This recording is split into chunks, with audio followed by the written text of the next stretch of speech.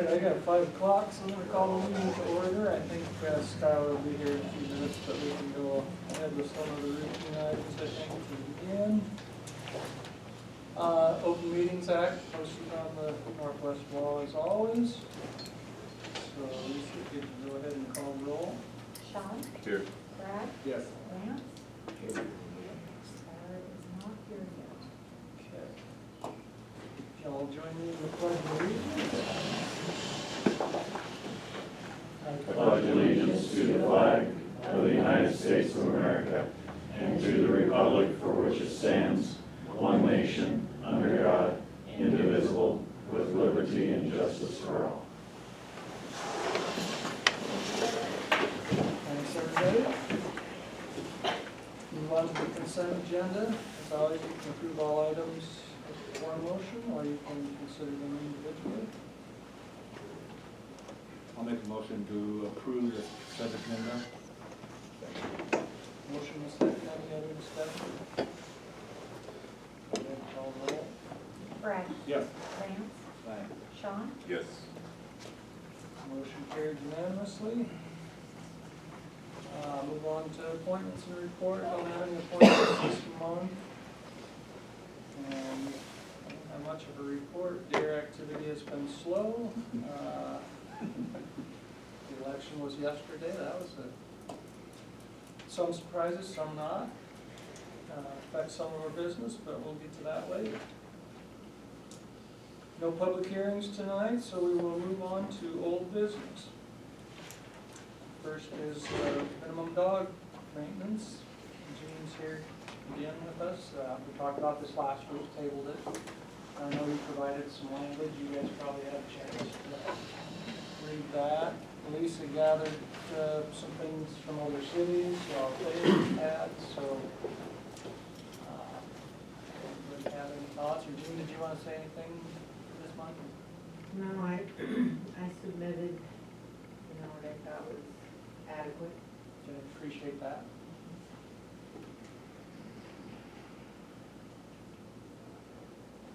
I know there's some concern about getting too complicated. I've talked to the sheriff some, simpler is better in their opinion, but I would agree with that. I think there's enough different situations where you start putting too many parameters of this, X amount of X size when the dog's in the house 80% of the time, but maybe that 20% still qualifies as, a lot of language in some of these from other communities, habitually outside. What does that mean? But, if the dog's in 80% of the time, do we then impose upon the dog owners that they have to have, shelters that meet X amount of criteria, when they're outside that little bit of time? So I think I would be open to adding in shelter or some type of wording in there. But like I said, we would let the deputies use their judgment on what is an animal not being taken care of, because we don't want that. But we could really go overstep with some of the wording and impose unnecessary things on people who are taking good care of their animals. That's just my opinion. I agree. I think it could be definitely never ending. You're not gonna hit it all. Somebody will come back and say, what if, what if, what if? A lot of it's gonna be how many animals does a person have? So do they have adequate housing for each one of them outside? And so where do you stop with it? If it's too detailed, then you gotta worry about, enforcement. Clearly, every officer's got more to do than to drive down every single alley every day. And what are they gonna do? Time to see how long the dog's outside? I think adequate shelter needs to be added to keep it simple. So there was a couple of examples that were in your packet that I had found. Central City, Nebraska City have a shelter requirement, and it's kind of just very straightforward that it's the duty of every owner, person having keeping a dog to provide adequate shelter at all times. I don't know, just something like that covers it, or can we most of the cities that I researched and talked to had language very similar to what we currently have. There was just, of the two different ones that I found that had something a little more detailed. That's what I thought, but you said most of them were similar in brief.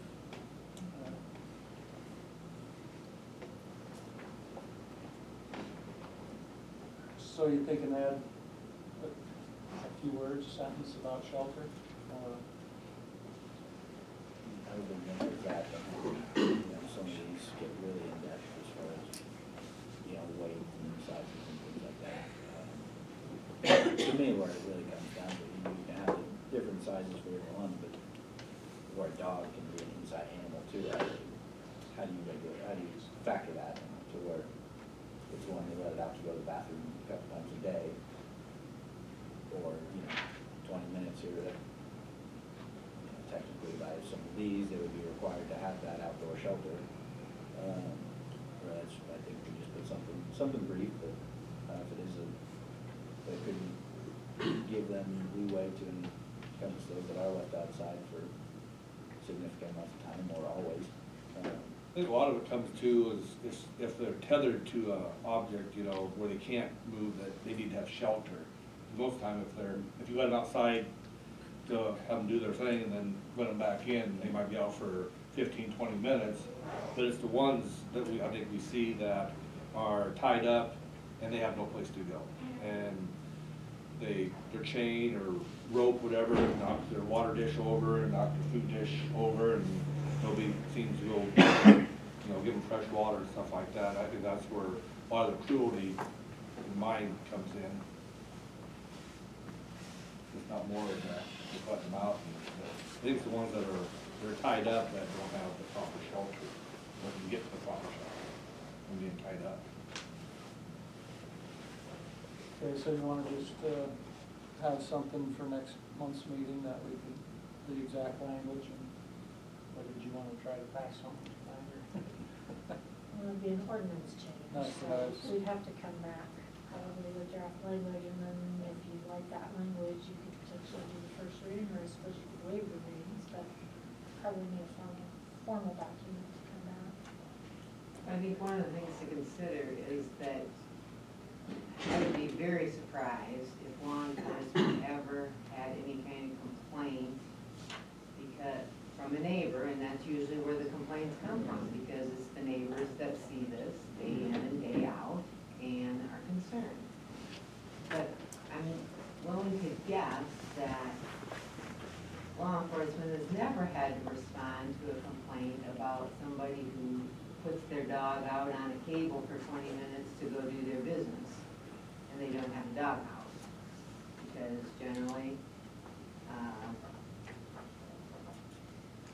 you know, because the dog's generally in the house. Complaints come when a dog is outside all day long in all kinds of weather, and there isn't a doghouse. And law enforcement can't say, well, you gotta have a doghouse if it's not in the ordinance. That's why I think if we had something that says structure, because right now structure isn't even in, that language isn't even in the ordinance. But to your point there, then let the complaints regulate that. I think if we start getting in, you know, a lot of these, like I said, we utilize the language habitually outside, which, you know, my dog would be a good example. She's habitually outside. But if it's cold, if it's hot, you know, she comes back inside, she lives inside, she's got a nice little crate, little pillow with her name printed on it. I think that's probably most people, but if we put language in that then obligates pretty much everybody to construct or buy some sort of shelter, if they're already taking care of animals, I agree. Those ones aren't gonna be the ones getting called in, so if we do something simple, let them utilize that simple language on the complaints they receive, I think that's where we can gain some ground here.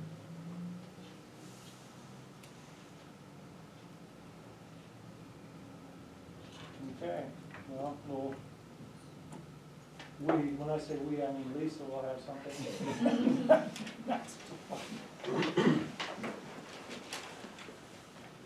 Moving on, discuss discuss and consider the counter proposal by Tower Alliance for the American Tower lease with the City of Ainsworth. Rod, you have something for us? Well, as you remember, we've gone back and forth twice here now. The last correspondence, I think I sent to Lisa, that we had from David Albergo. And he is suggesting adding 2 additional 5-year terms. And he says American Tower requires at least 4 5-year terms as a minimum. They agreed to increase the annual rent from $5,400 to $8,400, and adding a 3% escalation per year. They say anything higher is not possible, as 3% is more than the industry standard. I don't know where he's getting that. He didn't back that up with anything. They would provide a $7,500 bonus, one-time payment, and add a limited right of first refusal to buy. And I don't know what it means by a limited right of first refusal. But anyway, that's their comeback to our proposal. Isn't that kind of one of the things we were discussing, what they meant by that first refusal? We kind of want some clarification on I that. did, in my letter, I said you indicated you wanted a limited right of first refusal. We would like to see the exact wording of that paragraph in the lease agreement.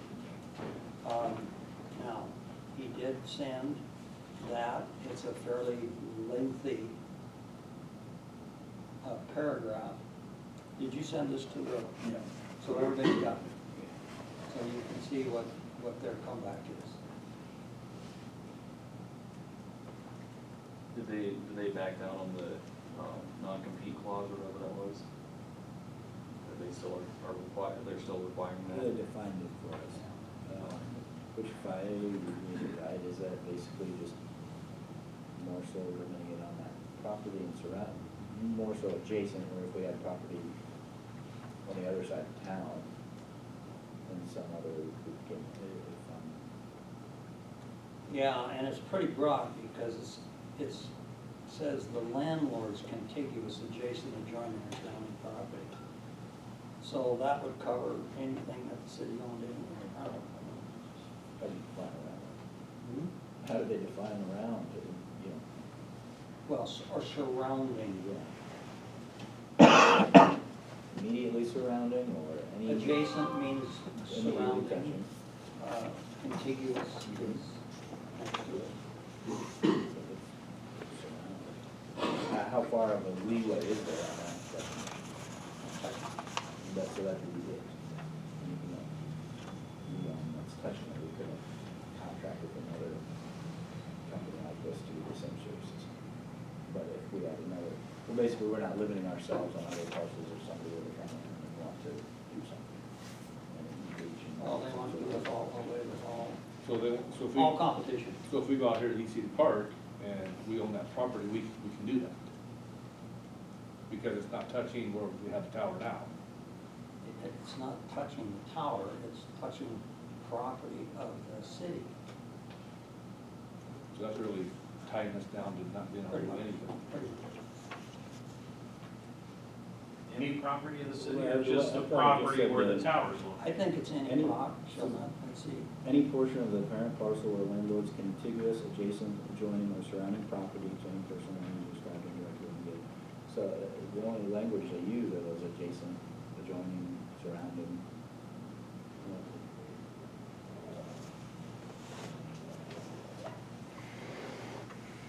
No, I don't It's think. pretty broad. And all encompassing any entity directly or indirectly engaged in the business of owning, acquiring, managing, operating, investing, leasing, wireless telecommunication structure. Without the prior written consent of them. Let's put it this way, you guys have had a lease in place with these guys for how long? Quite a while back. Have you ever had an opportunity to give another company a similar type of contract? I think we're talking about something that is very remote, that it's ever gonna be an issue. But technology is going who knows where the technology's gonna stop. No, I agree with you, I mean, I don't think we'll ever be put to the test whether we're gonna have another tower company come in. For $3,000 a month more with a $7,500 payment and a 3% increase annually, that's a pretty good protection that if you would miss out on an opportunity, you're getting a pretty nice increase.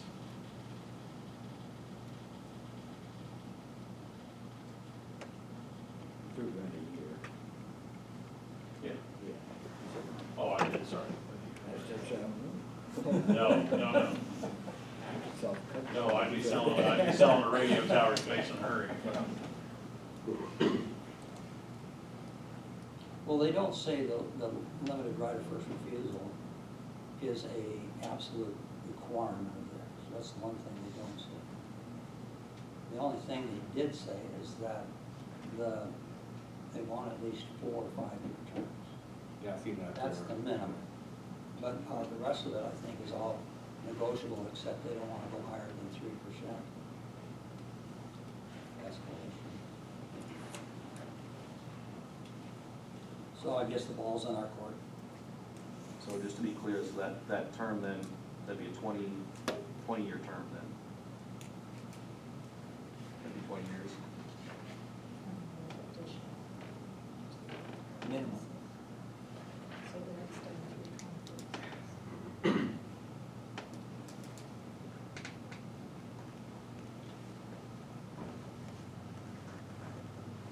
I don't really have a problem with the term length. I mean, it is maybe a little long, but I'm not a fan of the non-compete clause.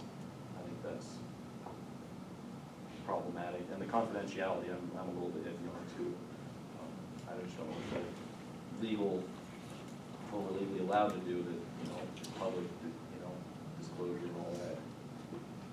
I think non-compete clause is pretty much after getting that explained, the way they actually played it, Rod, I think we're safe. We're talking about that property down there, surrounding property, so the non-compete clause, I think, is minimal. I don't think we're gonna run into any problem there, so I think we're okay there. If that's what it means, if they mean specifically in that area, then I think it's probably fine, as long as, we're clear that it's not, not allowing us to do that anywhere else. But, 'cause there was, like I said last time, there was somebody that, I don't know what the deal was, they were looking at using the water tower for something. I'm sure that would, if we aren't allowed, depending on how the non-compete is, interpreted, I wouldn't want something like that to be at fault, or whatever. As far as confidentiality, you've discussed every bit of this lease in open meeting, so I don't know what else they're doing Well, that's and- confidential, so. Part of it, except for what are legally required by law, is what, you can be a public entity, we're legally required to spend money. I don't have a problem with those 3 terms that we wanted additional definition on.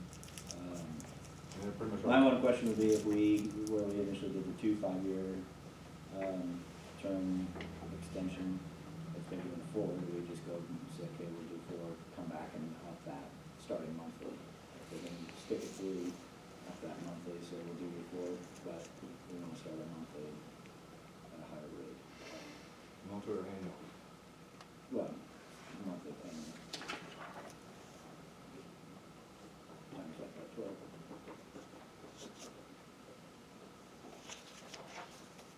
Yeah, as I recall, they wanted that term in the beginning. And that was one of the things we tried to negotiate, but they also came up for all the other stuff. Just in terms of the dollars, they did come up, so, I don't know. We know So, motion? there are communities getting more than Everything else? No, I didn't. I did find out, when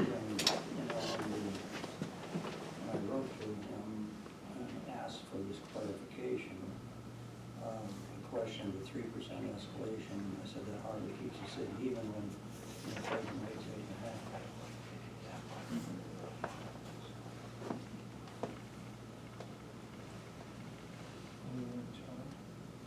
I don't think he touched that at all.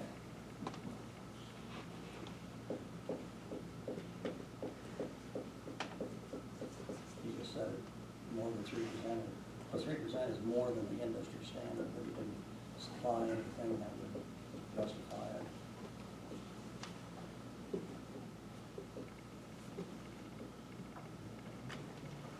Well, what's your pleasure, Doug? Any suggestions? I think this was about the only thing we could probably negotiate on, really, is probably if we wanted, if we're gonna go with their, terms, and they said 3%, so if we're gonna send it back to them to negotiate, it's probably gonna be, Van said the dollars were one. We wanna increase the dollars. Other than that, I don't think there's nothing else we can change. But if everybody's okay with the dollars, then we can go ahead and make a motion. I think it sounds good in my opinion. You know, 8,400, 20 years from now, Parby's gonna look, oh, well, gee. I don't think so. Well, it won't be that, it'll be Well, 3% out of plus that. 3%, but it's, Just want to raise that to $10,000 and go from there. I was gonna say, if you want to actually return, just do 1,000 a month, 12,000. 3%. You come back and say, I'm gonna do that anymore. We're already however many months past it. That's right. I mean, they're still paying their current agreement, so I'll go along with that. I guess I would move the counter back. if we paid it monthly, and we would get a little more money that way. Because you have the new current monthly. Yes. And the other thing you could just throw out on probably. Aren't they just paying monthly? Yeah. That's what I thought, we They're saying this is annual. Well, they didn't say.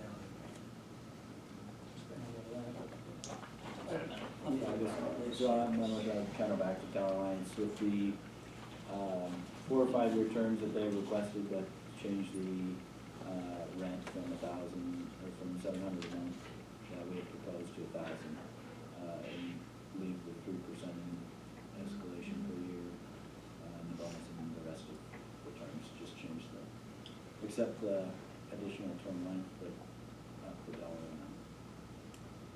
You get all that word sound? 12,000. 12,000, Yeah. right? 12,000 a year, 1,000 per month. Is that, did you start that as a motion? Yeah, you did. Okay. I'll second that. We have a motion and a second. Hopefully you're listening. Well, I don't know. No, we can play it back for you. but, I don't know. Any other discussion? We remain the same except for the payment of the $12,000 annually. Except for 4 or 5 year terms. Basically, we accept all your terms, but to balance out, we want.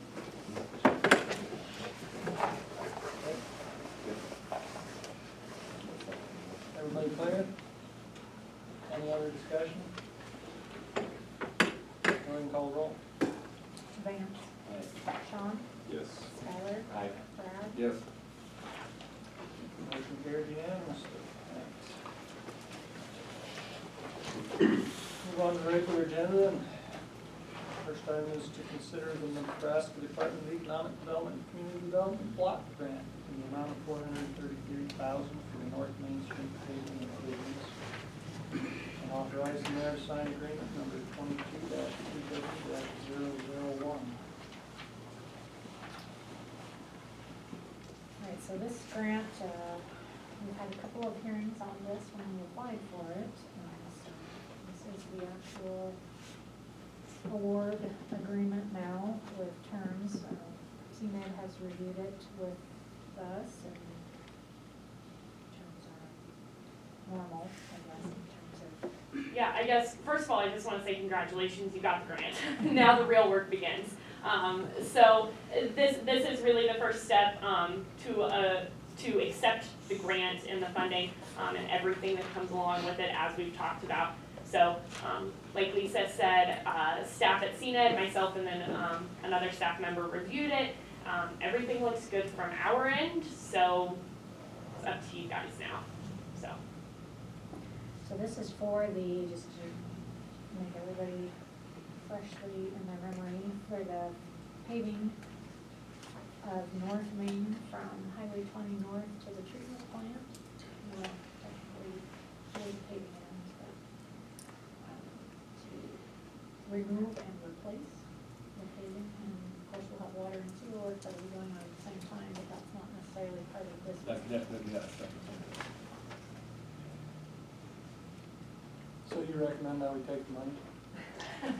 I mean, as I've explained earlier in the process, there are a lot of things that come along with it. There are some rules and regulations and all the process to get the money and that kind of stuff, which I will walk you guys through all of that. But most of the things you guys have already seen. I've shown it to you. I've been really open with you guys throughout this whole process. So I think it's a good thing, but I can't tell you what to do.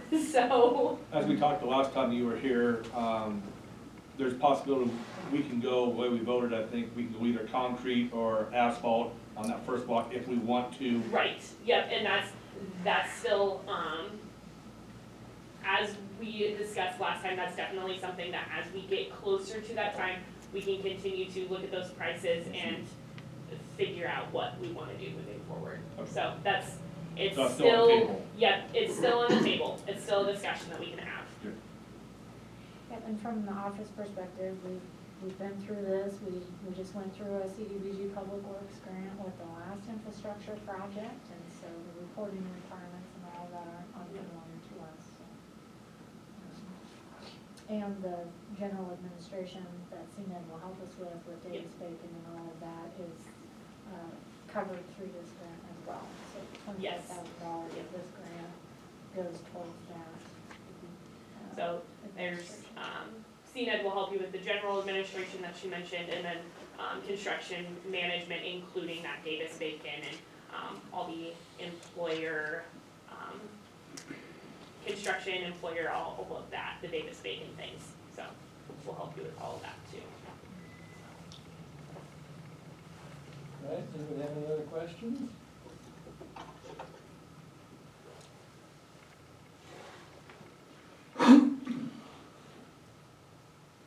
I'd make a motion to accept the CBG grant for an amount of $433,000 for Main Street North paving improvement, and authorize the mayor to sign agreement number 22-PW-001. Second. Second from Tom. Any other discussion? Go ahead and call roll. Sean, Yes. Skylar, Aye. Brad, Yes. Lance, All right, do you wanna take this with you today? Yeah, that'd be great if you got it. I can bring my blue pen if you need it.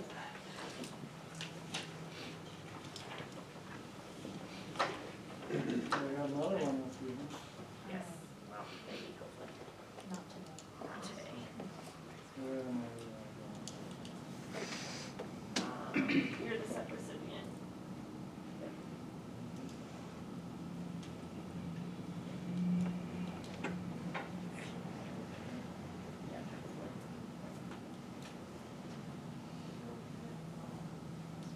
That's right.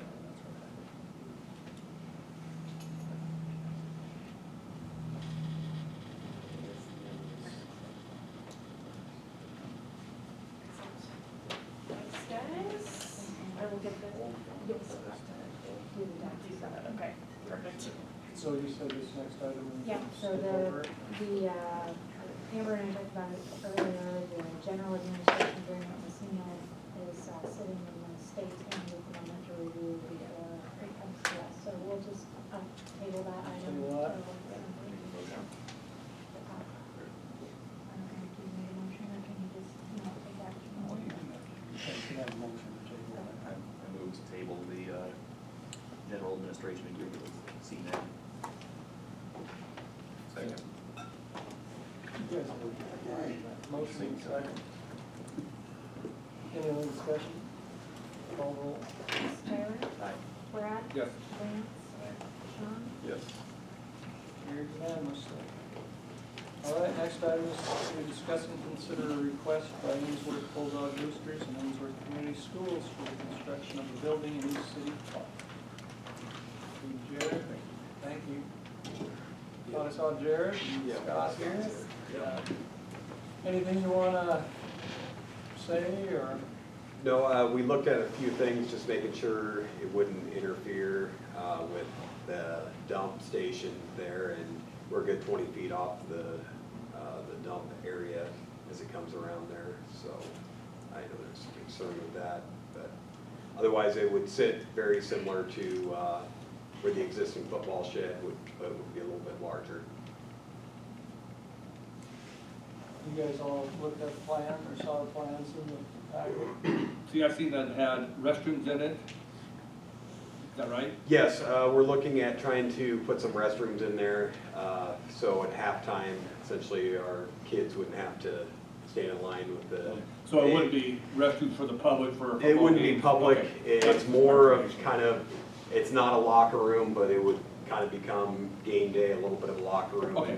Would give us some control and practice, and then early in the spring, when we send track kids out there, and before, sometimes the public restrooms are de-winterized and open for the summer, give us some ability to kind of control some of that.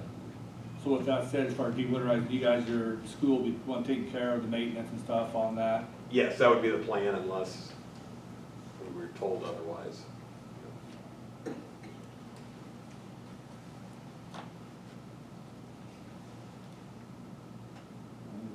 Good improvement for our park, that area. I make a motion to allow the Ainsworth Booster Club and the Ainsworth Community Schools to construct a building to their plans in the East City Park.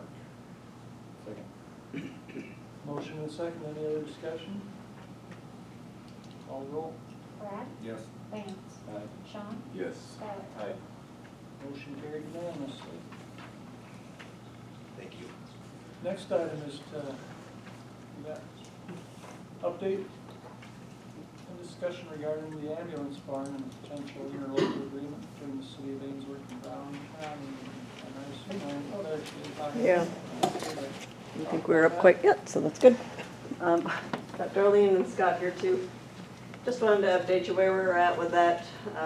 Putting together, the county attorney is getting, hopefully with Rod one of these days, if he hasn't already, regarding an interlocal agreement on the basis of the funds would come through the county for the city property and building eventually. How that actually is gonna look, I don't know yet. But it basically, all the money is gonna run through the county is why we have to have that, knowing that at the end of the term, once the building is purchased and paid for, it's going to belong to the city and exist on city property. So the interlocal agreement isn't gonna be a shared thing until the transfer of, at least unless Rod tells me differently, at the end when the building is completed and paid for. That's kind of what it's there for, so that. I haven't heard anything from You haven't, okay. I have yet to get a few more questions asked of him anyway, but, Supposed to be like a temporary yeah. agreement, basically? Well, just till- yes, and something just on the book saying that the city, as it's been understood over all these years since the early 70s, would be the entity and responsible for the housing and maintenance of the building for the ambulance, the shelter for the ambulances. And the county be responsible for providing the ambulances and the supplies. So making it on paper and declared who's responsible for what and what part of it to provide ambulance service. And then Brown County Ambulance Association, the service that actually operates the ambulances and provides service to the county of Brown. And its towns and stuff inside villages. Am I right that there's really no agreement now? No, there is not that you could come up with at the city offices and none of the county could. We have back in 1969 that the Brown County, or the Ainsworth Fire Department handed over or got rid of any responsibility to the ambulance at that time, and that's when, somewhere between there in 1971, 74, it became its own entity with Brown County Ambulance Association. And kind of the way it works, been working, is Brown County has provided ambulance service, but the city has the building and pays all utilities of said building, right? And the maintenance of the And the building. insurance. Insurance, maintenance, facility of the building, property. So we'd like to continue on that path, and nothing changed, except that we'll have a newer, better building to the benefit of Ainsworth. In the end, if Ainsworth Ambulance disappears because of membership and such, which is always a threat, then you guys can use the building for whatever you would want to at that point, so.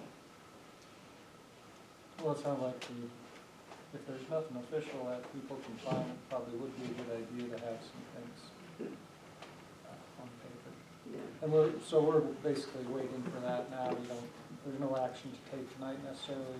Correct. Piper Sandler will be providing the funding service for us for the debt service, and he's been helping quite a bit.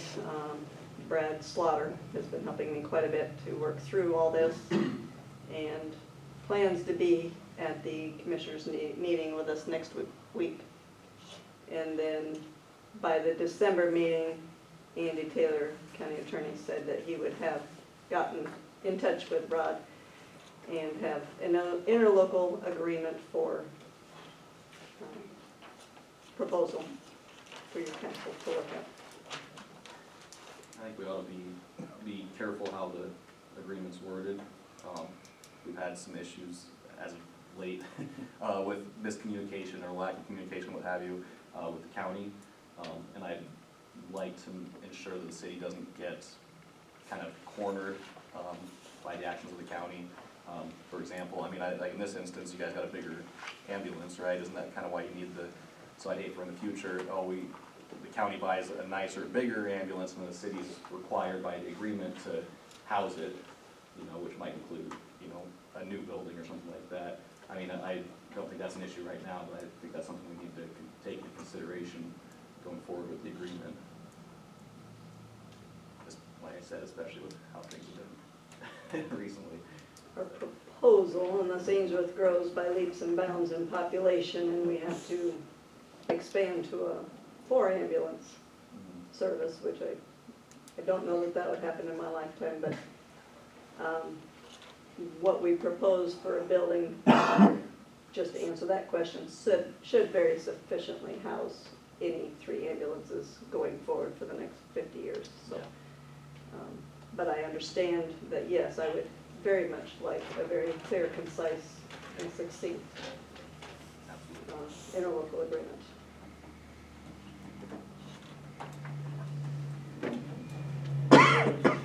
Questions or comments? Did I leave anything out of that? Good, okay. That's where we're at. So probably see you in December. Thank you.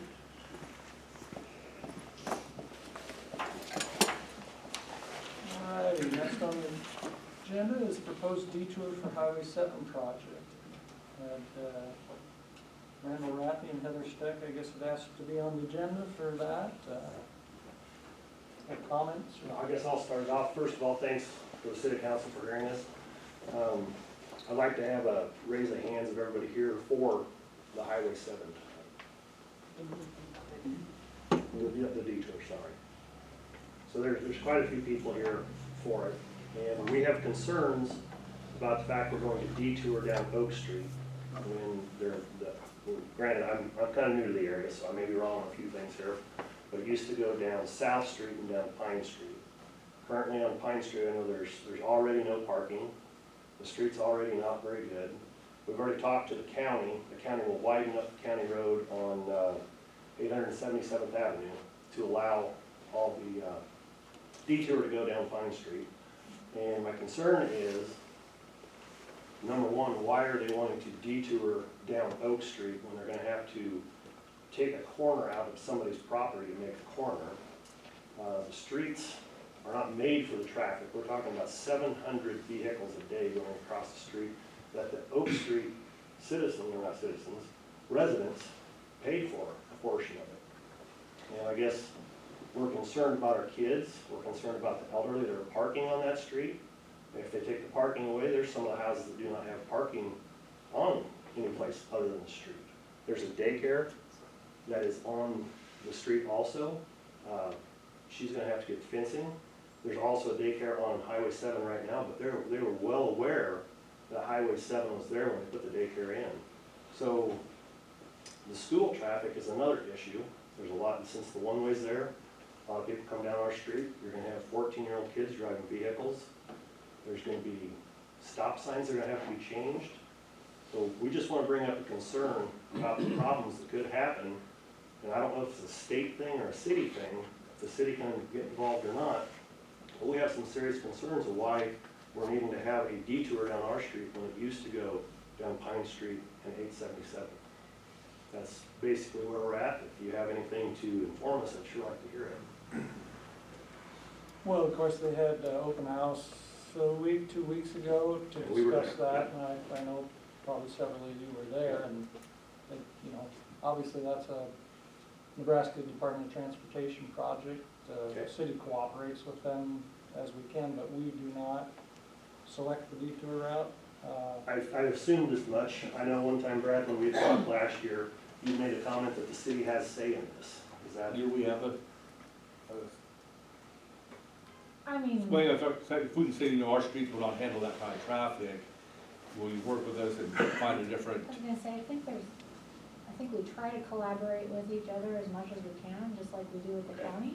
I mean, we're all government agencies. No, and we're aware of that. So but we we're try checking to off work the together boxes as we go as as best well. as we can, so I'm sure if the city had major concerns, that would be a discussion that would be held with DOT.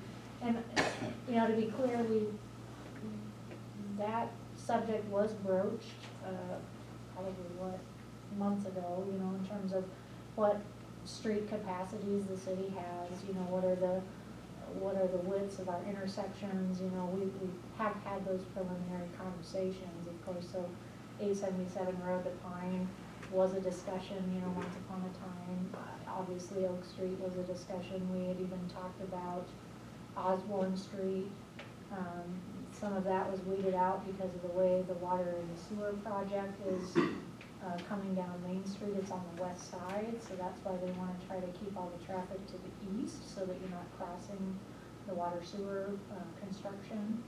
So there, you know, it kind of just filters down to Oak Street was the concrete street, so it's obviously more durable. But it's not part of concrete. the way. 2 blocks. And there's, I don't know if you've driven down Oak Street lately, but there's, if you go further south past the concrete, there are some very big dips at the intersections.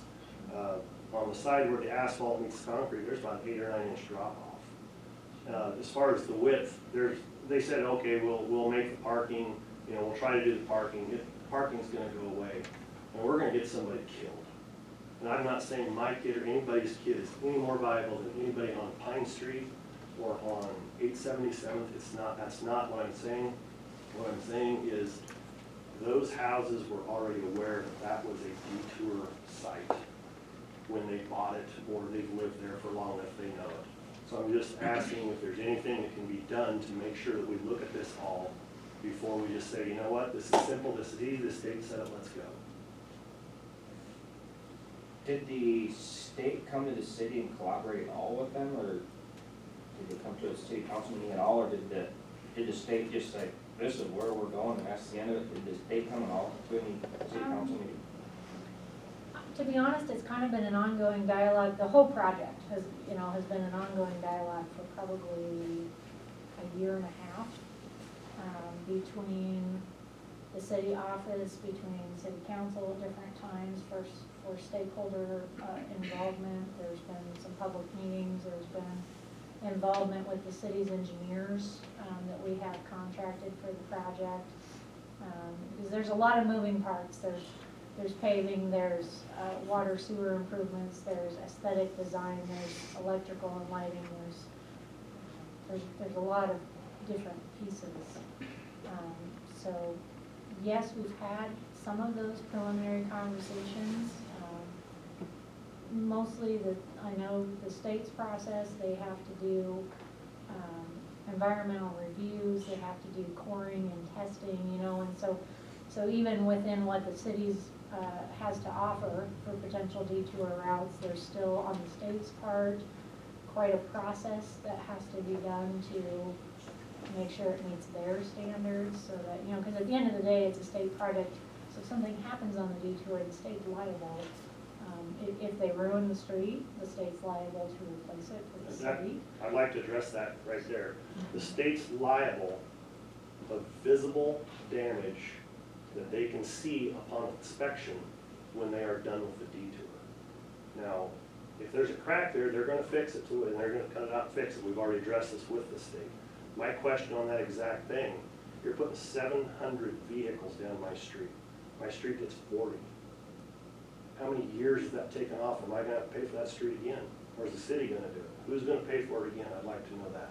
Because the state is not gonna pay for it in 20 years when that's a 40, 50-year road. The state's not gonna pay for it in 20.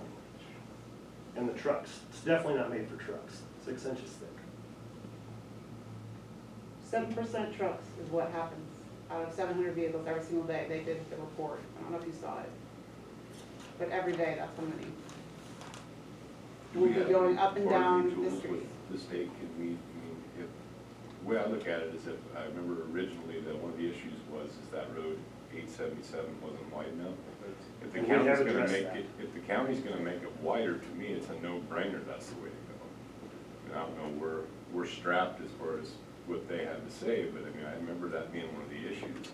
And I've driven that road, Oak, I drove both of these routes, just to, my own personal opinion, I would be totally against the Oak detour as well as these people. I'd be against the Oak Street myself, especially if you have both oncoming, going both ways. You get two semis meeting. You know, if you somehow, if they had to and there was no other use, they say, yes, we are gonna use Oak Street no matter what. Have that a one way, so you limit at least half the traffic down Oak Street.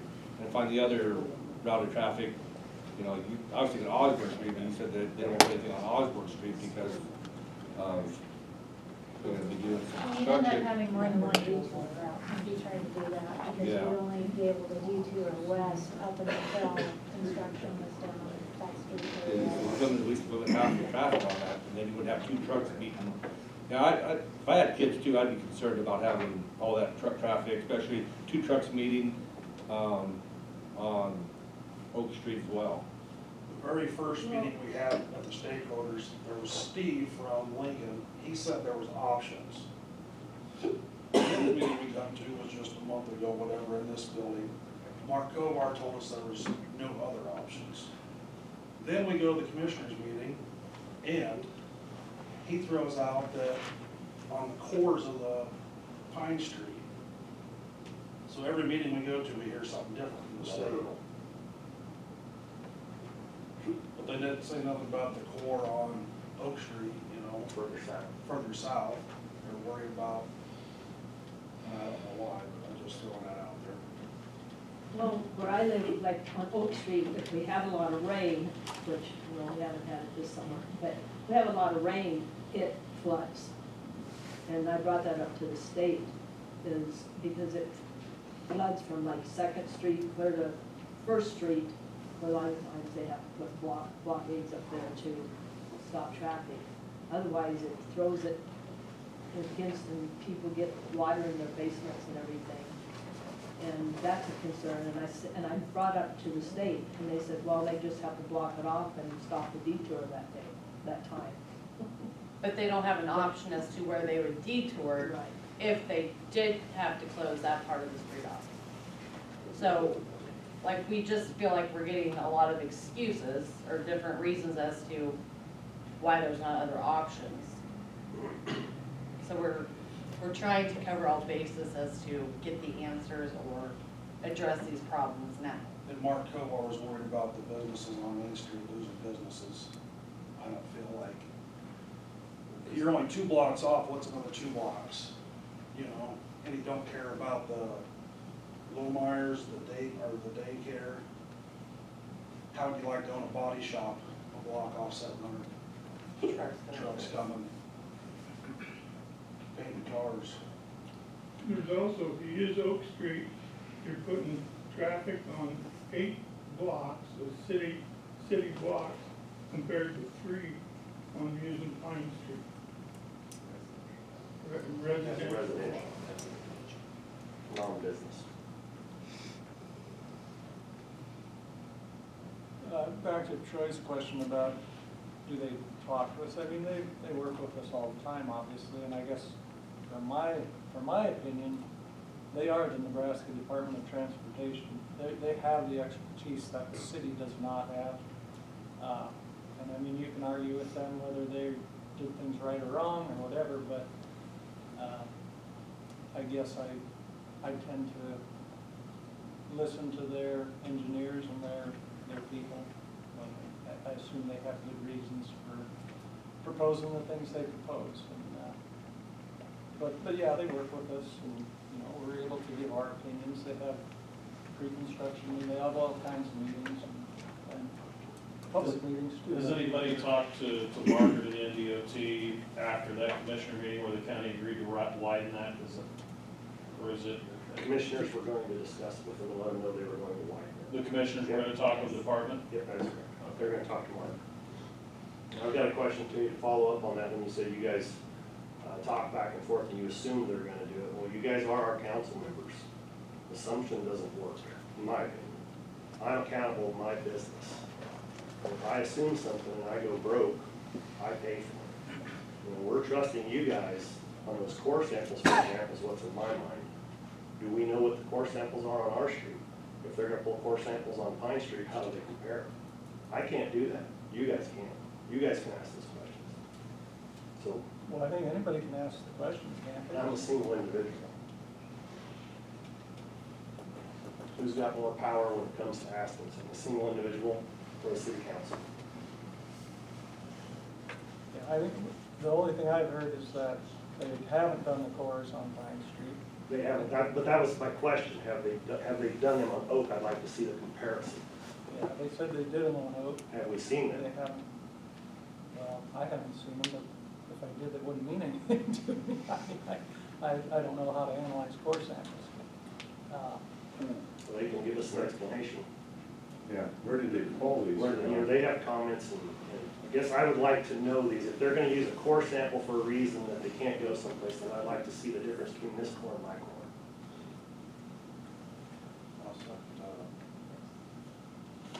I think it kind of points to a wider issue. This particular one, there's a detour, obviously it's gonna be felt more than the rest of them that we've had. Well, this isn't the first time we've had this discussion. Absolutely. But Dan's here every week, every month, I should say. First we sent him down his road, now we're trying to send him down yours. We haven't done big paving projects, you're correct me if I'm wrong, since that 2010 would have been the last one. Why do we sit here and rubber stamp 1 in 6 plans all the time if we're not actually going to have plans? We've known about this project for a while.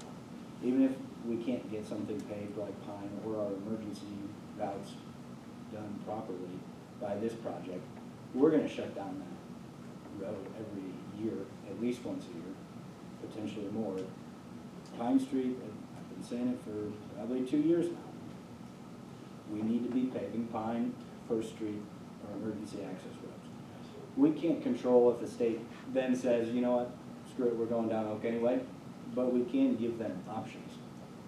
You know, I could see if, hey, part of the way it's concrete, the state says to go that way, but if we give them good options, that's what we can do as a council, in my opinion. We can't control it, we can't tell them what to do, but we can actually think about moving forward, especially where we've got that last paving project off the books now, payments are finally done. We can look at doing our emergency routes. You know, once we get those done, if we want to look at redoing residentials, give options for some cost share, I don't think the people in 2010 signed up for that. I don't think they probably would have if they would have been told at that time, oh, by the way, we're gonna, every time we shut down Main Street, we're gonna run all that traffic through your neighborhood. I'm sure they would have said, we'll just stay with asphalt and be fine. We need to get on our, and I don't know if this would even be a paving district, but I'd say focus on our emergency routes. Pine would be priority number 1. First after that, the heavy truck traffic with the co-op, plus most of the stuff we shut down Main Street for, Carnival, things like that, we can shut it down north of that First Street intersection where they can take that. all of those are already no parking.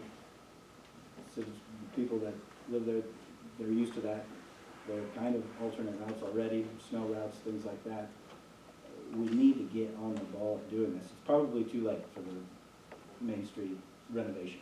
But how many more times are we gonna have this discussion over the life of what that street's going to be? Concrete, it's good for quite a while. Vance, to answer your question on the too late for this project, when we did have the meeting with them the other day, they said as long as we can give them options by the end of this year, they will entertain that. I mean, as far as us being able Yes, to I do the wanted to studies, get a full clarify, pay. yes. Yeah. Yeah, so That's- I wanted to clarify that Yeah. on your comment. And Yeah, no, I as think far as I'm that- changing it, I ultimately- would still be in favor of the current condition, do it down that, because Yeah. that should be the, I mean, it's the clear pipeline through town, that's not Main Street.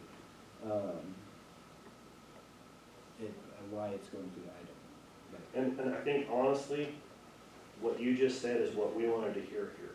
That we could possibly show the options, go to the state and say, hey, there are other ways, help us, help you, help us. Because if the state's gonna give us some funding and repair some roads, then why don't we use that on roads that need repaired?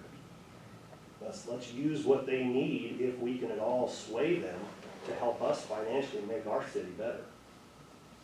It's not that I'm against it, I'm for you guys at all, I think it's makes sense, but my experience with Department of Roads in the past would probably venture to guess that 95% of their reason for not going down Pine Street is it comes down to the dollar sign, and the length of road that they will have to repair is considerably larger for the whole of Pine Street and the county roads, as opposed to probably just the south end of Oak Street and around the corner. That's absolutely correct, and I'm aware of that, but I tell you what, if my son runs out and gets hit by a truck, I will hate myself till the day I die that I wasn't there. I agree, and that's what I'm So that's saying where I'm- for your argument to the state, and if all of you ended up in Mr. Kovar's office one day, then you are a large group with a loud voice.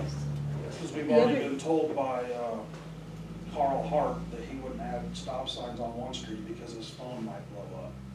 Because when he put stop signs on the highway, everybody called him and told him that it was whatever, but, I mean, who puts a stop sign in the middle of the highway on an alley with no, like, warning or anything? So that's why he said he wouldn't do it on that first street because his phone would blow up. But he too isn't the district engineer or the state engineer, so go there. And the other thing is, you talk about, kids on our street, but we're also just a block away from the schools. So there's a lot more, kids walking to school, and, so. Like I said, with that one way at the school, that's the loop. Yeah, it is. Is there nothing the city can do to step in and not have the route there? Because I can't imagine semi-traffic, both directions, when kids are going to school or coming out of school. That'd be nothing but a wreck waiting to happen and a disaster. I think I can answer that. The city has all the say in the world about, what streets are used, I think. They just gotta put their foot down and say, we're not gonna use this. They're gonna have to have some sort of an agreement with the state eventually. This isn't done by word of mouth and an oral agreement, I'm sure. It has to have some legal documentation or a contract or agreement as to where they're gonna go. And the city has to approve it. I think that's what If the city these doesn't approve it, guys are here gotta for, go right? somewhere else. Yeah. So what happens from the city's end? Say Oak is the detour, the defined detour. Like I said, state's gonna pay to get it back in shape to where it was. If I were a truck driver, I probably wouldn't take that route. I would take the one we're proposing. You just go on the county road, you have no stop sign, you don't have to stop and go, well, you just take one. Well, What if all most of the truck traffic doesn't know that. I mean, they don't know alternate routes. They're gonna follow the signs on the detour. Your locals might. Yeah. But your 90% of your truck traffic. If you've coming got guys through, running you're not around gonna more than know. once or twice, I'd bet They'll figure it out. they'll figure it out. They talk to each other. Yeah, what happens if a good chunk of that truck traffic starts going down that Pine and that gets changed? Find your way around. Then the state says, well, that's not our route. you know, then we might be getting extra traffic on that route anyway without the state saying, And you'd be well, stuck we put fixing it back it. to normal, because our route is Oak Street.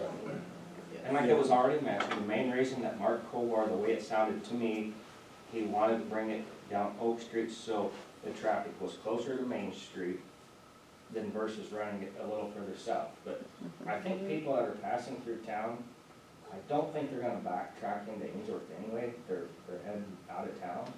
But I think that was Mark's main concern, he wanted that traffic closer to the downtown. I don't see what that's going to help, that's my opinion, but, I can only speak for one business on Main Street, but that's the least of my Yeah. concerns. Well, It's gonna be more the big hole out in front of the business, where the street's torn up than it is where the traffic's going. but I think that was Traffic, Mark's see Main main Street concern. 2 3 blocks away, and, you know, it's not like, That was it.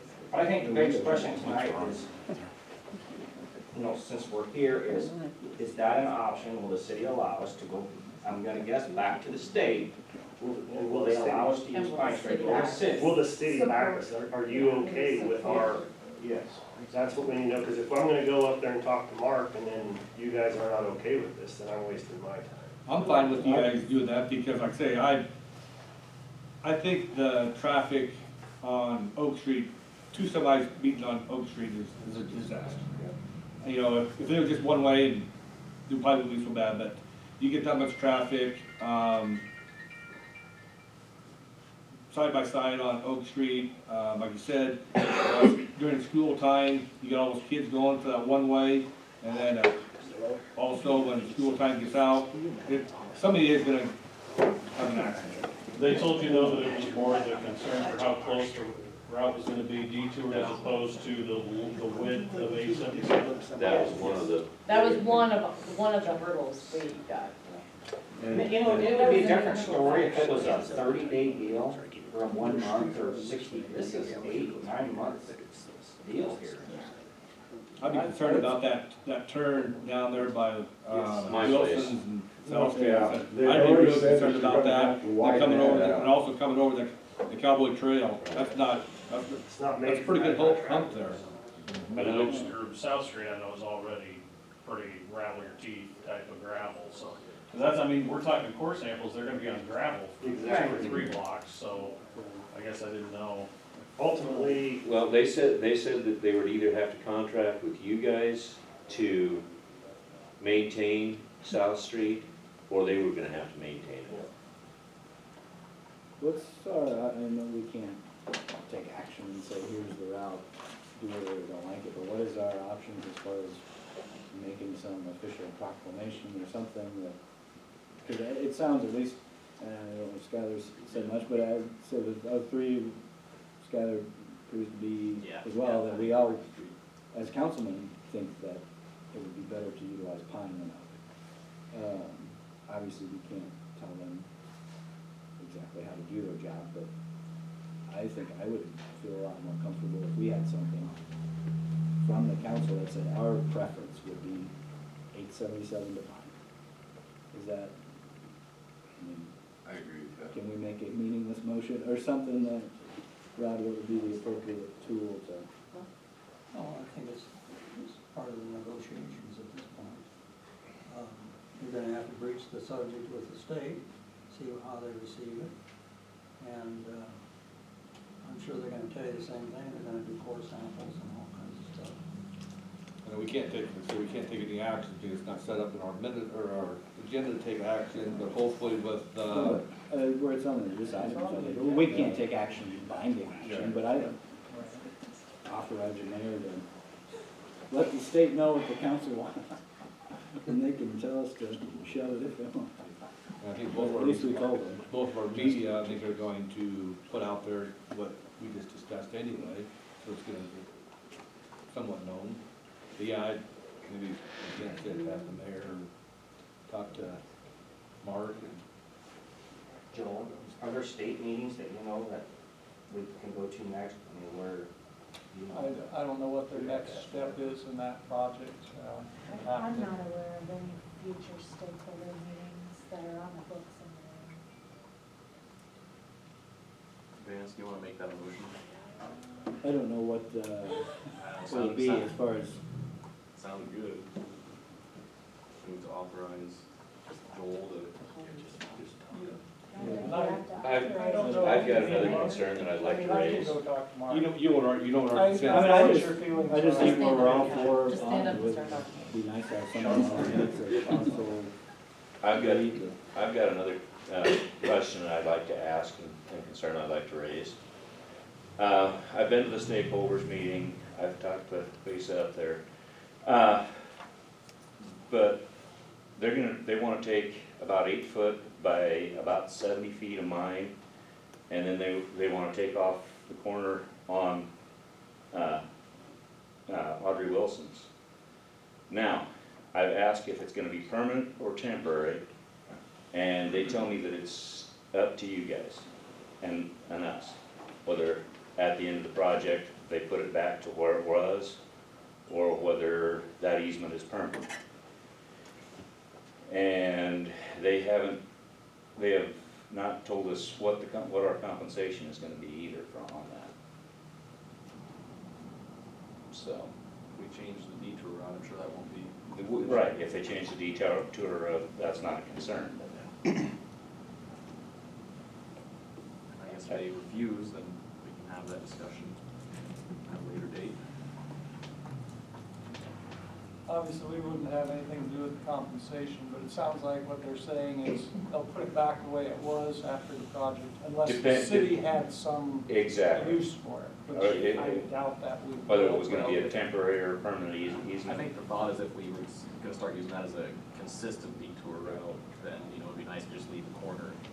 But I don't think anybody really wants to do Well, that. theoretically, if 877 is gonna be widened, you know, Yeah, at the end of the day, that was yeah. that has always kind of been the same. Well, I don't know if this has anything to do with, on Oak Street, we have a sewer all the way down the middle. I don't know, getting all that traffic, if that's gonna eventually get to that. Pine Street, we do not. I mean, I don't know if that much traffic would generate that to break the sewer. The Pine Street, we cross on Third, Second, and go a little bit from the First Street down to the First Street, and that's it.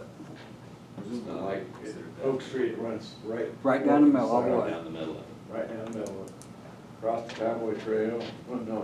Oh, No, it jumps, it stops right there at First, but then it starts again at, whatever, South Street. South Street.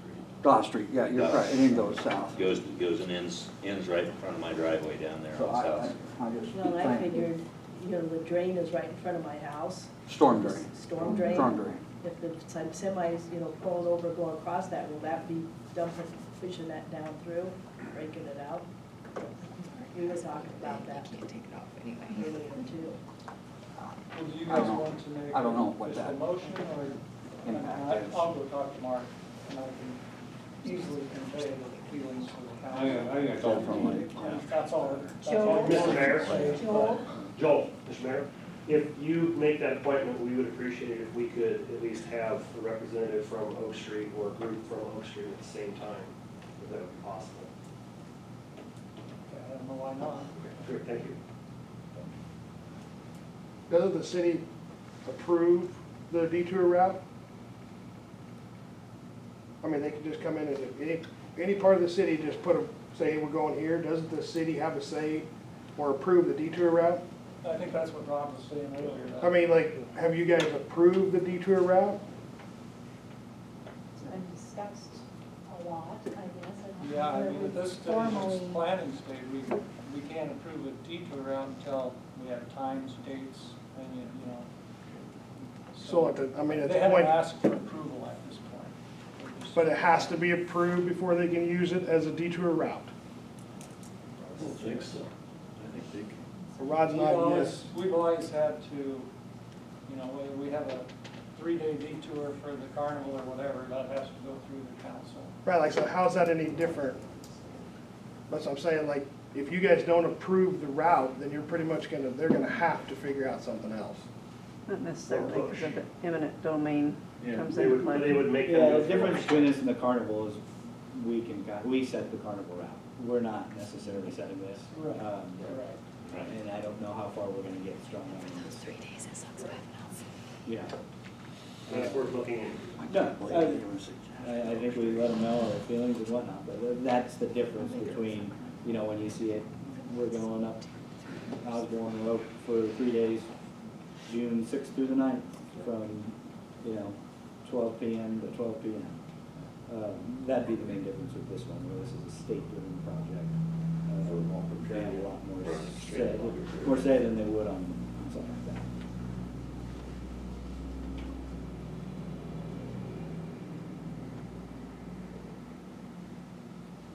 Anything else, or should we move on? I think that's it. Appreciate you all coming. Understand your concerns. So are you guys, sorry, we've been back and forth so many times. Lance talked a couple times about making some sort of motion, or are you guys gonna do anything? We're like not gonna that? make a motion, we're just letting Joel.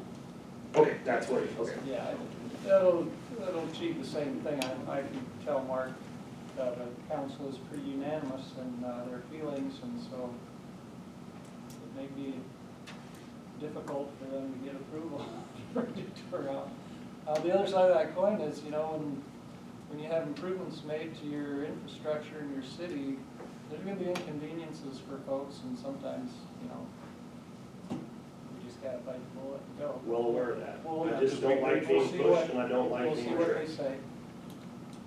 Ours was the last street that was paid for by citizens, you know, by the landowners, so, I mean, we're all aware well of that. I think the safety factor of children going from grade school to homeschools, the safety of them children far outweighs the inconvenience that anybody's gonna have. And I certainly would not want to be one of these ambulance people that have to come and pick up some kid on that. I've been there before, and I know what it is, and I'm sure Ann and Brad can tell you that same thing. And to me, that safety factor is totally in favor, and I can't say that it can't happen on Pine Street too, but not comparably, it should be a lower amount on Pine than it is gonna be on Oak Street. Yep. Anything else? I'll get you my phone number, or if, I'll drop my phone number to you, and when you come up with a date, then I'd be more than happy to oblige you with whatever time is convenient for you.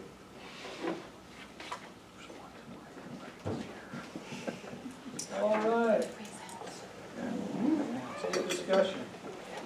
Moving on, we will consider resolution 22-13, signed for the year-end certification of city street superintendent 2022.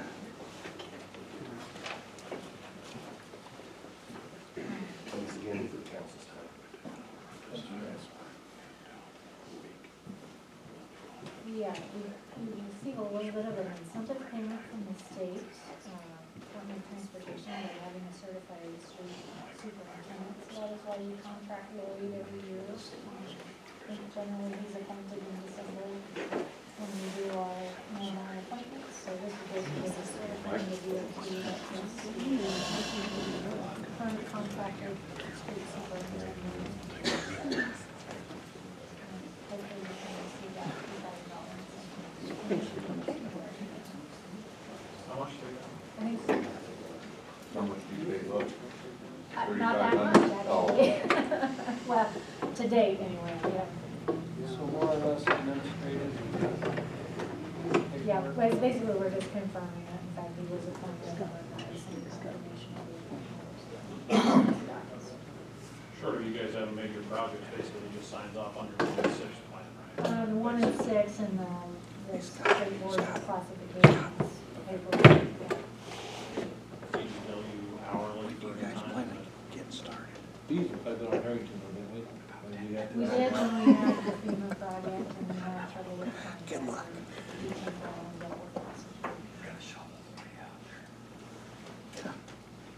Yes, I move to approve resolution 22-1, signing of the year-end certification of city street superintendent.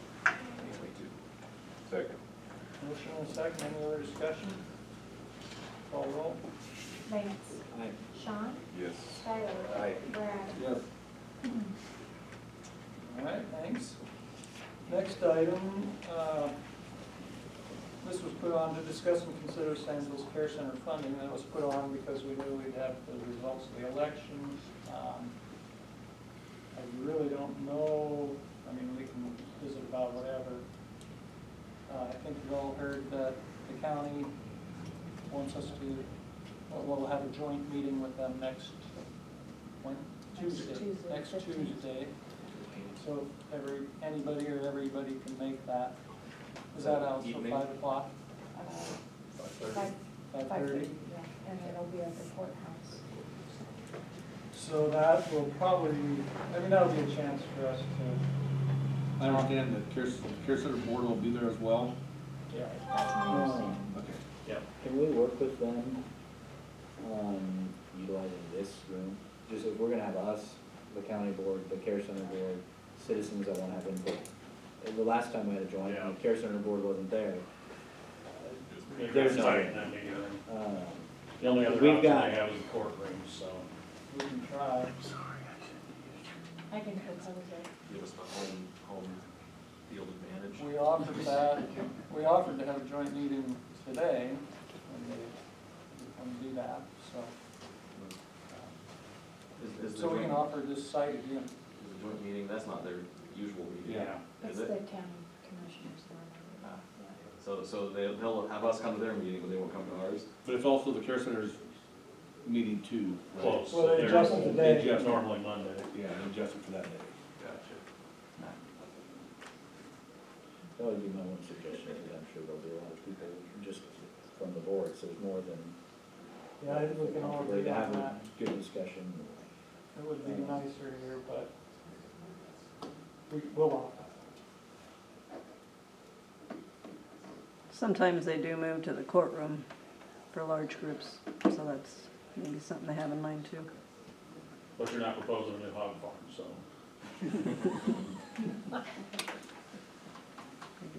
See what the That's county- when it goes to the. that's What's the when it county goes to limit on court. chickens?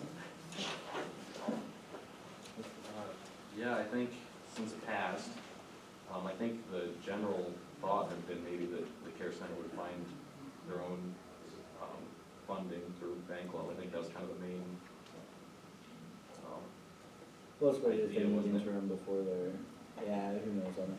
I think what we need to, when we meet with the county and the care center board, we need a process in place as far as, like we've had, where the county writes a check, and we don't know about that. You know, how are we keeping on par cash flow wise? If it's something does the care center board need to look at, you know, establishing a line of credit so they've got something to operate on while they're waiting on their, you know, taxes to come in. Hopefully, you know, looking at, they haven't met this month, have they? Okay. Looking at last month, they were about, was it 34,000 in the red, but 50,000 was still coming out of, for paying off some of those agency contracts. So hopefully they can get back to kind of that break even, I think, once this agency drops off.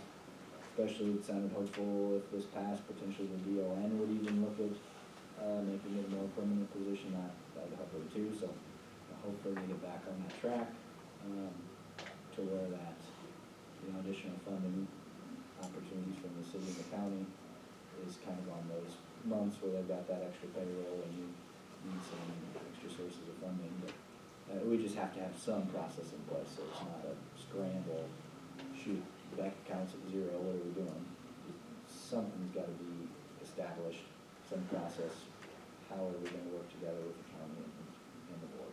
I think moving forward too, since we're putting this kind of money in there, and the taxpayers' money, that the city and the county both get more transparency with the nursing home board, with their finances, with their, what's going on there, because, I don't know, maybe I'm not finding the right places. I just feel like I'm left out in the open, in the dark of what their finances are from month to month, other than what we get maybe from Greg on the radio, and I don't know if I need to ask more questions or different people, but as a council moving forward and making these decisions with taxpayers' dollars, like we do with our own accounts, we need to know where the dollars are going and what their, finances are every month. Maybe a report that we get, monthly in our packet, stuff like that, so we know what's going on, where the money's going. Because there's definitely gonna have to be some accountability moving forward. If something's not working, you know, do we need to go to the president of that board and say, hey, what's going on? Do we go to the administrator, hey, what's going on? So basically, if we could get their packet in our packet, just so we have access. I mean, I've asked Sean for info, or and he's always gets me the info on it. But it'd be nice, where we are spending dollars as a city, if we just had it, you know, all the other entities, we get reports on the library and things like that. It'd be nice to have it. That could be as simple as, Regular if you to guys us. just asked me, I could forward the email. Well, I mean, if it could, I think Roy's point is if it could be a regular process that we all get it, you know, you're a designated member on that board, go to the meetings, but, you know, if we all had it to us.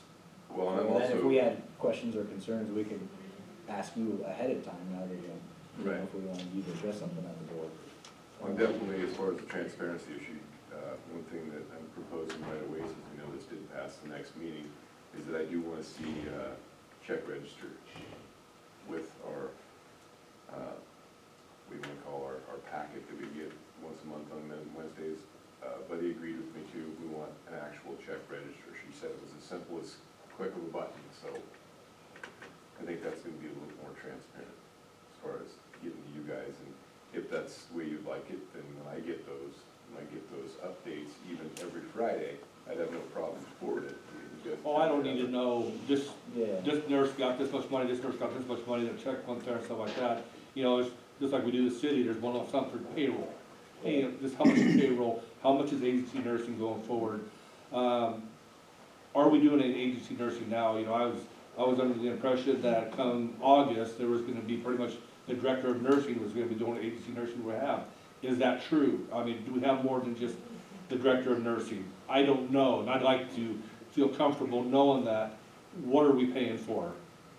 Yeah, I just like those approval statements that you got me when I've asked for them, you know, I want me to look through every check. I think if we're concerned about, you know, who they're writing checks to, you know, that to me is a trust level, and I don't think we're there.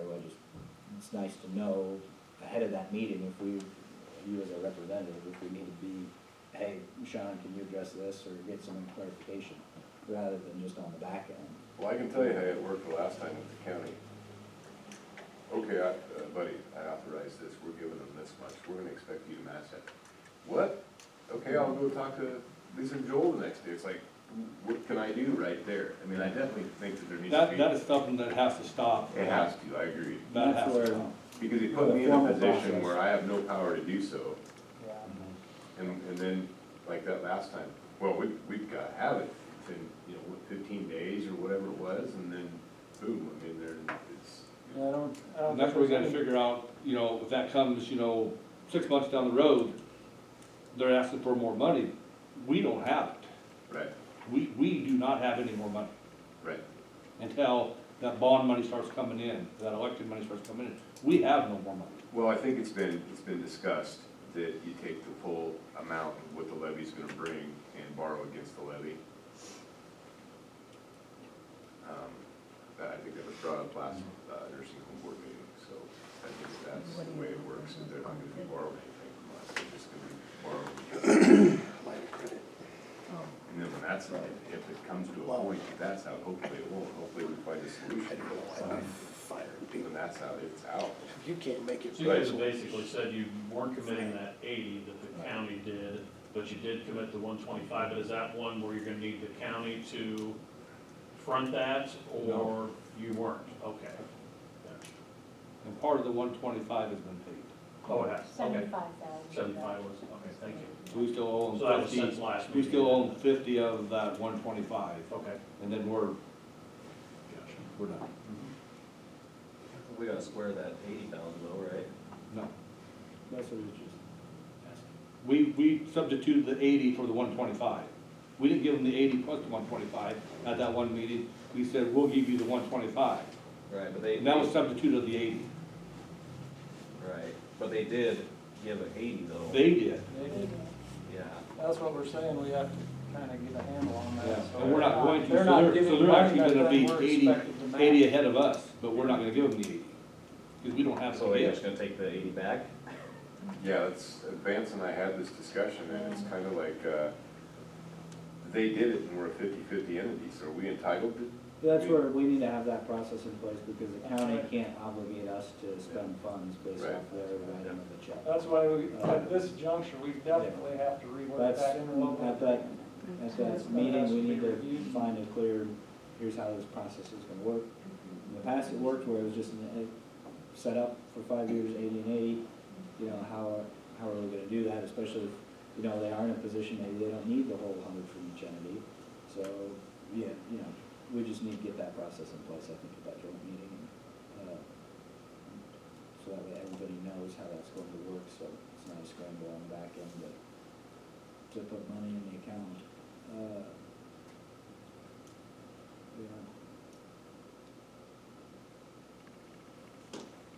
Yeah, like I said, I think we're just gonna have to rework that interlocal agreement at this point, and maybe some major changes to it, we'll have to see. But I guess, bring your ideas for Do Monday then? For Tuesday. Tuesday. Tuesday, 5:30. Tuesday at 5:30, we'll try it, we'll offer here, we'll see where that goes. You don't have any new information right now? Other than, I visited with Buddy for quite a lengthy conversation today, just trying to figure out solutions where this didn't pass now, how we want me to try and, just get it started. What did he think, or what did it sound like his? He kind of, you know, him and I both have had the discussion of trying to borrow against the levy for collateral. So that way weren't empty for that first year. You know, and clearly, once that's gone, if it comes down to that, it's gone. But it makes it so we got something to start right out with. And I really think, you know, if, like some people seeing that this levy passed, it's probably gonna give confidence to people to put people out here, so, I mean, ideally, we should fill some beds just from that levy passing. Yeah, we're still not out of the woods yet. Not yet. Should give you a lot more certainty. Right. Well, if it's set up that way, where if it's line of credit, basically in anticipation of tax receipts. Nice thing too then is that puts our cash flows the same as the county, all that's collected at the same time. So their fiscal year is not the same as ours. We've gotten into confusion, so okay, hold on, which year are we in versus them and the 80 and the, you know, if they can settle it out on their own, it's in one pot, it's there, they're operating, as those monies come in, each entity contributes to what was allocated from those tax asks. I just don't want to get confusing going forward that, okay, it passed pretty much quite a bit on both sides, both the county and both the city, passed it by a pretty good number. I just don't want the feeling out there, okay, the residents of Brown County wants this thing to continue forever, so there's always gonna be money there, even if we burn through our $100,000 each, we're still gonna come up with money someplace. I think that some people are gonna believe that, right up until it fails, if it does. Yeah. I think that if we decide to go with that route where you borrow against the levy, and then the money is allocated to the nursing home, whatever, you still got a county member and you still got me there that has to approve anything that comes out of that pot. But that kind of makes it so that the county and the city don't have this bickering device. That's borrowed against, here it is. You don't have to communicate with the county, you know, vice versa. Is what it is. It's right here. We're authorizing, yea or nay, to obviously pay the bills from what's in there. And then I agree with what you'd said as far as on my end, I either do a mass email after each meeting or before, however you'd like it. I have no problem doing that. It's, like Penny says, click of a button. Yeah. And that way it keeps you guys informed, what's being spent and everything else, and it just kind of keeps us from the county. There's no bickering, it's all right here. So I think that if we end up going that route, that's gonna solve that problem as far as them authorizing and us authorizing, I think it's hands down the best way to go. I appreciate that, yeah.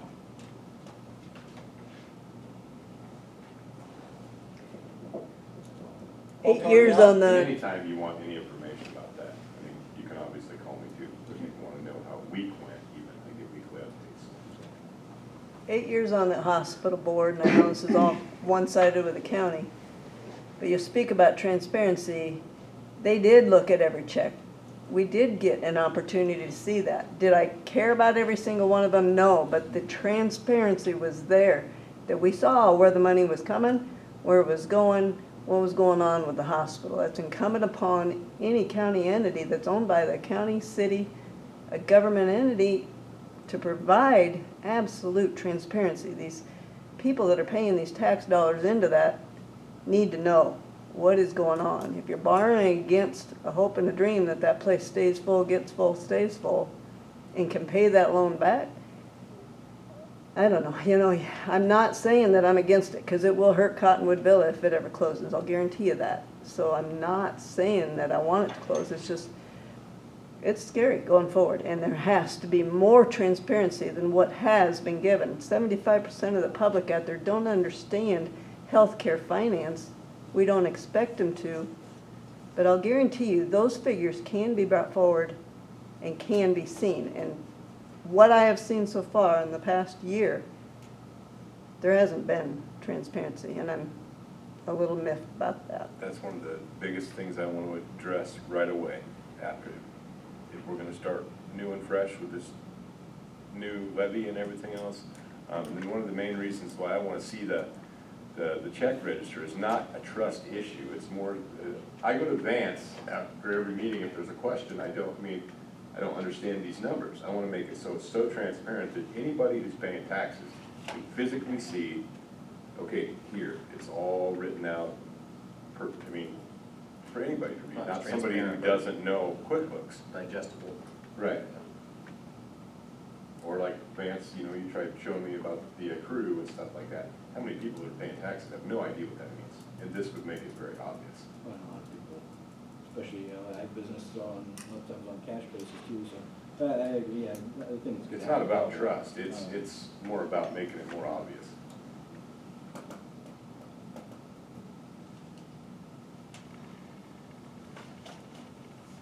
Pretty good? I'm good. All right, Lisa, do you have a report for us today?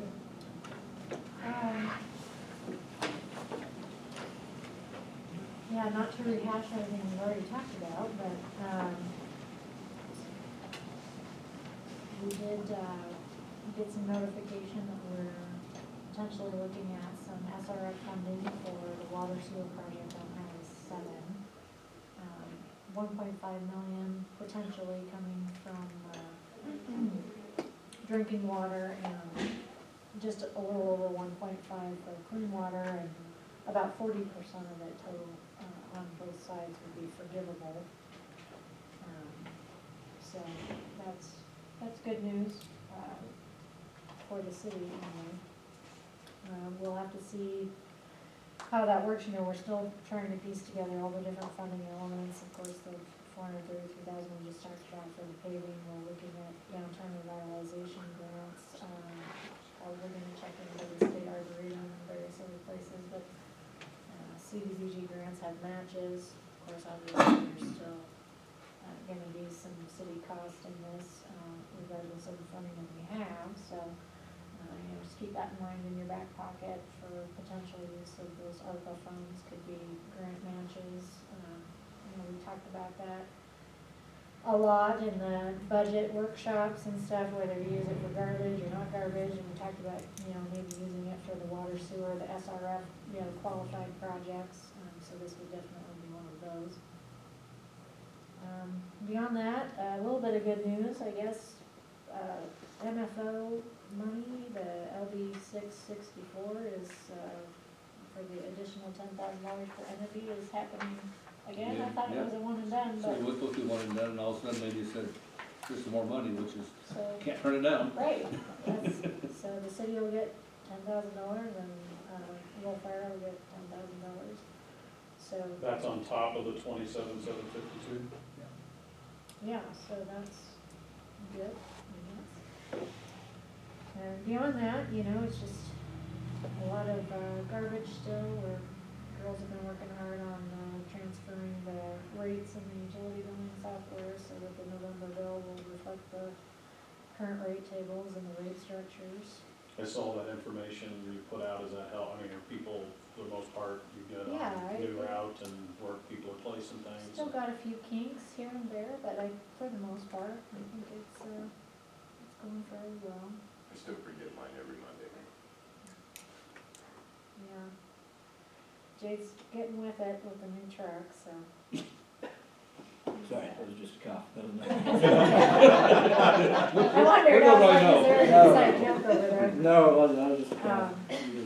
And you know, the only other thing, I guess I wanted to bring to not to muddy the waters even further than what was talked about tonight, but, when I talked to DOT originally after the stakeholder meeting the other night, a couple weeks ago, when they were telling me that they hadn't cleared Pine Street and, you know, those things, and that would take time, and they would have to do environmental reviews and various studies and things to ensure that the route would qualify for the state's processes, and that potentially the length of time to pursue those processes could delay the project. More than a year and a half out? I have a hard time I don't believing know. that. The only concern that I have there is just, you know, we've been really working hard on funding and, you know, we've got deadlines on all that stuff. So if the project does get delayed, and I've talked to Mark about that, so that he's aware that if whatever decisions the state makes or what their timeline, if their timeline shifts, that we know that right away, because I'll have to be making a lot of phone calls and seeing if we can get extensions or, you know, what have you, if that were to be the case. So, you know, just food for thought, I guess it would be horrible for the city in this general project if we somehow, you know, didn't get that funding because of the delay. That's out of our control then at that point, but. Or the way some of those have gone, that's a possibility. I know, So, yeah, Usually what not when happens they in started doing general, some of the so work they have most now. projects aren't Highway 20 right now where you're done way faster than you thought. Most of them are delayed. They cost prices. So usually, yes, you can request extensions if there's delays beyond your control. Where this one hasn't even started yet, I'm just putting it out there so that everybody's informed and we know, and yes, I will do whatever I need to do, but just transparency. delay beyond your control potentially. So it's not to say that you would lose funding, I'm just making sure everybody's aware that these are big conversations that we definitely need to be having, so. Anybody have questions for Lisa?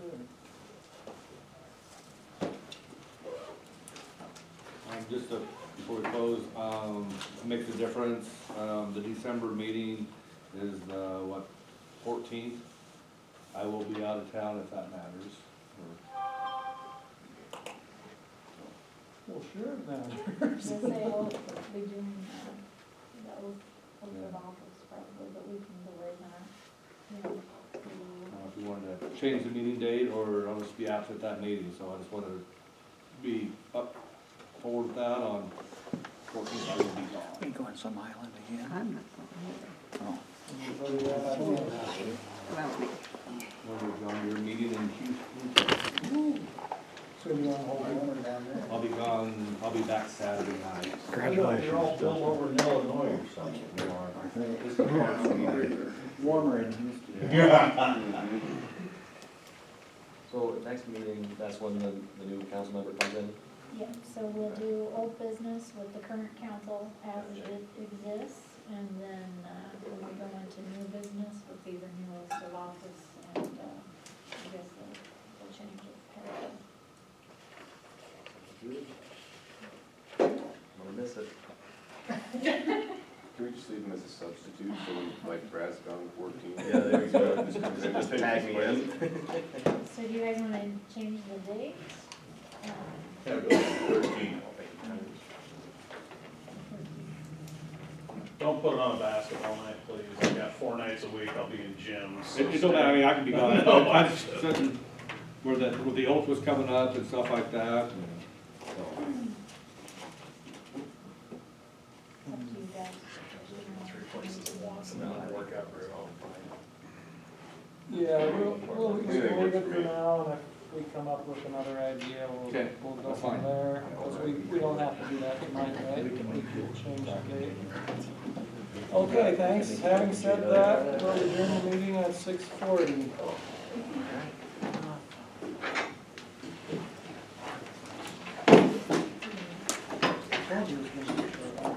That's what it's gonna be.